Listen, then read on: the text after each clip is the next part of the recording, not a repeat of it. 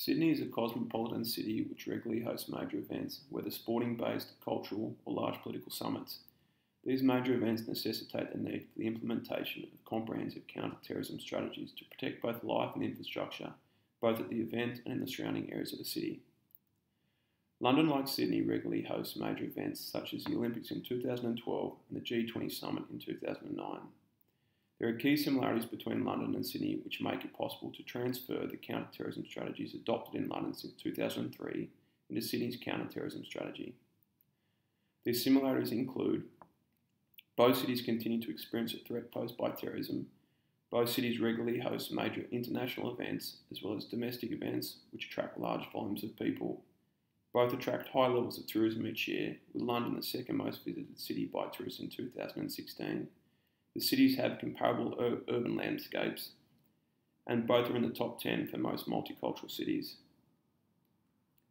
Despite the likelihood of a terrorist attack following events of September 11 in 2001 being high on the probability scale, the coordinated bombings in London in 2005 took the city by surprise.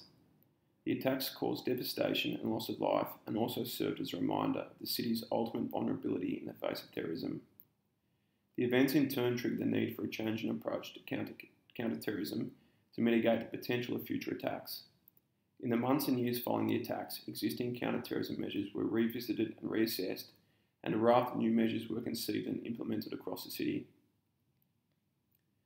In 2003, the UK established a counter-terrorism strategy in response to the serious threat posed by terrorism following the September 11 attacks in 2001. The strategy name contest is characterised by the terms pursue, prevent, protect and prepare, and effectively outlines a new, all-encompassing approach to counter-terrorism. Following the London bombings in 2005, the government consolidated the original strategy through the issuance of a revised document in 2009 and then again in 2011 prior to the Olympics. The document, which is managed by the Office for Security and Counter-Terrorism as part of the Home Office, provides significantly more detail than the 2003 revision and is representative of the city's commitment to deterring acts of terrorism in the city moving forward. The Olympics in London in 2012 provided a prime opportunity to test the appropriateness and effectiveness of the counter-terrorism measures encompassed by the contest strategy.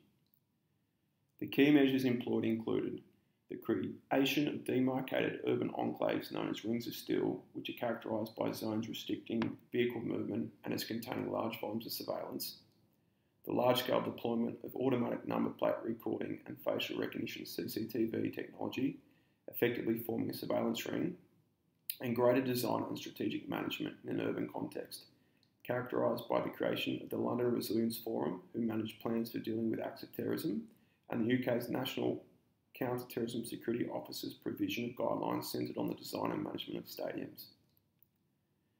The implementation of counter-terrorism measures under contest has demonstrated considerable success in deterring acts of terrorism in London. During the 2012 Olympics, there were no acts of terrorism recorded in the city, which, when considering that the event attracted 2.1 million spectators in the first 3 days alone, it could be concluded that the strategy and measures employed were effective. In a broader sense, there have been 3 acts of terrorism recorded in London since 2005, resulting in a single fatality. The killing of British soldier Lee Rigby occurred outside the Royal Artillery Barracks in East London in 2013. Further review of the circumstances will need to occur to examine whether counter-terrorism measures could have prevented this.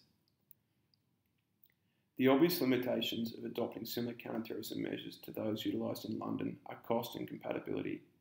When considering the cost component, in 2005, Britain spent an estimated £3.4 billion or 7.15 billion Australian dollars.